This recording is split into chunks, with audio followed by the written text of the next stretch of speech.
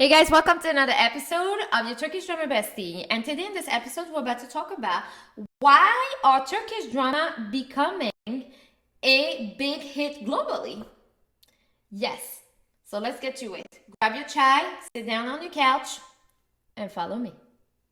Or maybe just sit down and just don't follow me. Sit down with your chai. I'll be drinking some water while you drink chai because I don't actually have no more chai. So whatever it is for me. By the way, if you have some baklava, you can do that too. That works. Anyway, I hope you guys are doing great, my Turkish drama besties. Thank you so much for following my journey. As always, you are loved, appreciated, and you are seen most of all. I see all of you that are supporting me and loving me, and that means a lot to my heart. So thank you so much.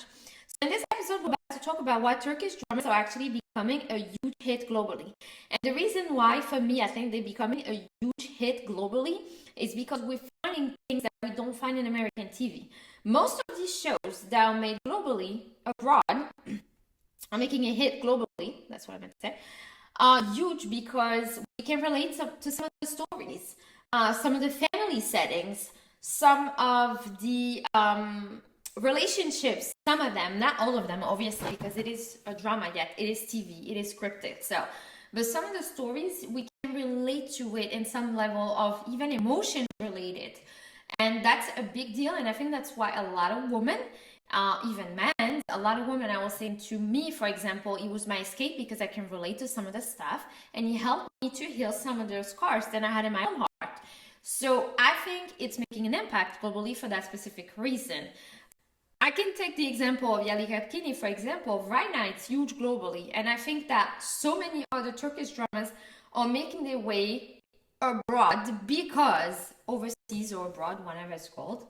You take it as you want because I cannot talk. In the sense that, like I said, we can relate to those emotions and stories. Yali Kapkini, for example, is about this rich boy that always gets what he wants. And he met this girl, Sera, and a pistachio store, not knowing that actually that same night he was going to be forced. It was like not forced, but like they have this where they like do the marriage with like someone that they know from the other family, like it's arranged marriage. That's what I meant to say. I was trying to find a word. Arranged marriage with her sister, but when he gets to go to the home, she messes up. I don't want to tell you the full story, but just a little bit of the first episode. She makes that coffee fall because she was clumsy and nervous, and then you end up that her sister has to remake the coffee, and she give it to them, and then you realize it was the girl that he met at the pistachio store, and he told his parents, because she gave the coffee, that he wanted to marry her instead of his sister. And because it's Ferit, and everybody does one of her favorites one in the show.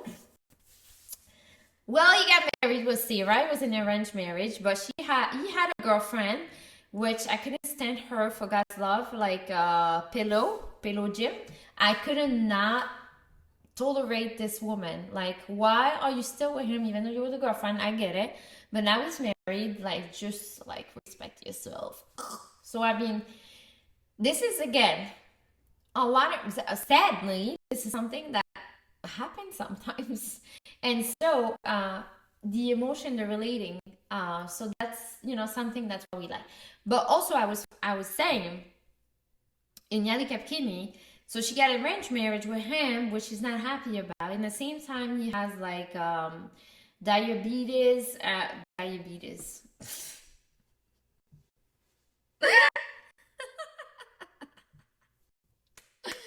Bravo, yeah. Oh, bravo, Malika. Bravo. Guys, I'm sorry. I really cannot speak, but I'll try my best for my besties. So anyway, so they got this arranged marriage, and then she moved into his house. It's also the grandpa, Dede, was actually in love with Sarah's aunt, which is another story. And then her dad is like abusive physically, which is another story. So there's a lot going on in this setting. But everything is moving one step at a time. It's making a hit globally. I think it's also because Ferit is, let me say, Mert, the actor, is actually, his name is Mert Ramza, I think. If I'm not saying that wrong. He's pretty handsome, not gonna lie. He's a very good looking boy. And I think that's why a lot of people are connecting to this. They're like, oh my gosh, what is this story about? And also, Afra is so stunningly beautiful. She has those beautiful blue eyes. She's a very nice, and she plays really good. Let me tell you, the talent those actors have when they actually cry on set, and you feel the emotion has if they were not even acting. I mean, let's be realistically. Sometimes it feels like they're not even acting, but the acting is just you feel the emotion so hardly. But yes, so again, it is in a family setting in this big home in Istanbul, and Ferit is just like everybody wants him, everybody loves him, and everything he wants, he usually gets. So it's pretty interesting, but he's gonna fall in love with Seda.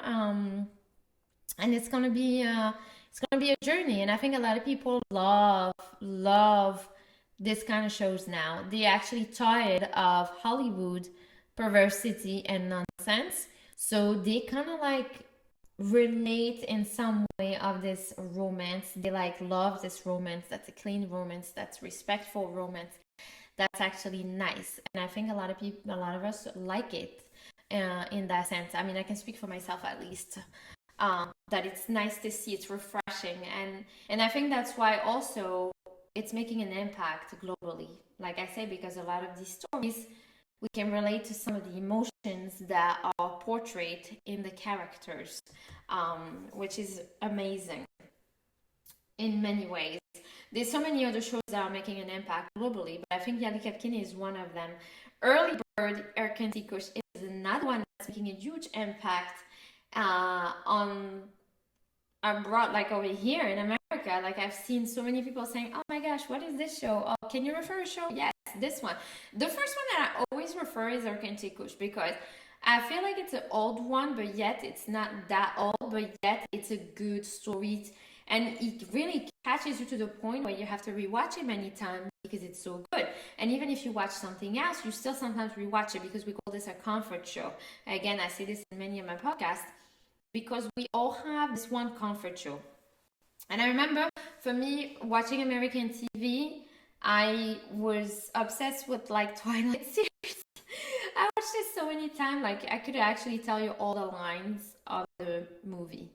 And then obviously you go for Mr. Grey, but it was like it was good, but it was too much, you know. At least over here, I'm telling you, like in a scene in a Turkish drama, it's so crazy because I had a hair. It's crazy because they don't even have to go to the point. They're just holding hands, and it's slow, and you're like, oh, what the hell's going on in my head? Like it's just so romantic just to hold hands, like oh, just like to touch hands.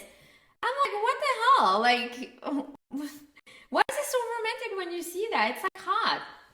So I think a lot of us like that. It's just that clean romance. That's real beautiful romance. And the way it portrays, I mean, realistically, we know that not all, like all Turkish men are gonna be like the actors. It's not real life, but they portray the romance beautifully. Let me tell you that those producers and assistant producer, the way they do what they do, the way they do filming the scenes and how they put them together. Apparently, they have like they call this hojam, which is teacher. I hope so, at least, because if I did say something else, I apologize in advance. um, and that's what they have that actually got them to the acting of the role, and that's phenomenal. I haven't yet to see this in America, honestly.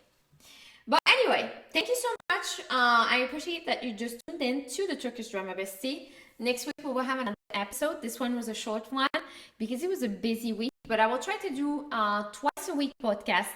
And in the next podcast, what I will ask you to do is give me questions that you would like me to answer, and tell me what would you like to see in the podcast. What kind of topic you want to see in this podcast. The main goal that I created this channel and this podcast is because a lot of us need to talk about what's happening next on those episodes, on those dramas, because sometimes our family members just do not understand our obsession, and I get it. Trust me, I went through this and I get it. So listen, I'm here for that. I'm here for you. And we're going to go through this together with a chai baklava. I told you I cannot speak. With our chai, our baklava, and the mic. And we're going to chit-chat about all this. And next week episode, we're going to talk about actors, about Turkey, about episodes, whatever you want. Just tell me what kind of topic you want to talk about. All right? Thank you so much for tuning in. Tune in. I can't talk, bro. Thank you so much for being part of this podcast. You are loved. You are, now we get to that. Thank you so much for being part of this podcast. Bro. Seni çok seviyorum kardeşim. Tamam. Teşekkürler. Teşekkür ederim. Seni seviyorum. And I'll see you in the next podcast.